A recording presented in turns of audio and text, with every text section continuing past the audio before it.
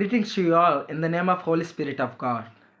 ఈ యొక్క సమయంలో మనం గమనించినట్లయితే మనం అనేకమైన పరిస్థితుల్లో, అనేకమైన కష్టమైనటువంటి పరిస్థితుల్లో మనకి ఎటువంటి ఆదరణ లేనప్పుడు, సంతోషం లేనప్పుడు, సమాధానం లేనప్పుడు, ఇటువంటి పరిస్థితుల్లో ఈ యొక్క సమాధానాన్ని, ఇటువంటి సంతోషాన్ని, ఇటువంటి ఆనందాన్ని మనుషుల్లో ఎతుకుతూ ఉంటాం.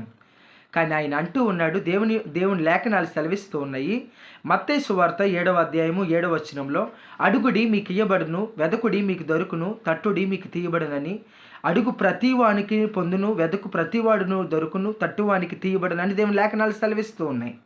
నా ప్రియమైన సహోదరుడా, ఒకవేళ నువ్వు మనశ్శాంతిగా లేవా, సంతోషముగా లేవా, నీ జీవితంలో సమాధానకరమై ఉన్నదా? ఆయన లేఖనాలు సెలవిస్తున్నాయి. ఏమన్నా తెలుసా? నీకు ఆనందము కరువైన ఎడల, సమాధానము కరువైన ఎడల, నీ ఆత్మకు శాంతి కరువైన ఎడల, నీ జీవితంలో మనశ్శాంతి లేని ఎడల, ఇవన్నీ కూడా లోక సంబంధమైనటువంటి మనుషుల యొద్దే వెతకొద్దు. ఇదిగో వారును కూడా నీతో పాటు సమానులే కదా, వారును కూడా నీకులాగా నరమాత్రులే కదా. కానీ ఈ మనుషులను సృజించినటువంటి దేవుడు అంటూ ఉన్నాడు, అడుగుడి మీకు ఇయ్యబడును, వెదకుడి మీకు దొరుకును, తట్టుడి మీకు తీయబడును అని చెప్తూ ఉన్నాడు.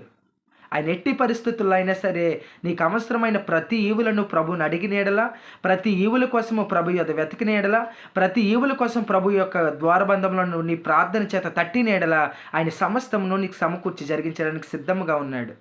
Praise the Lord. God bless you.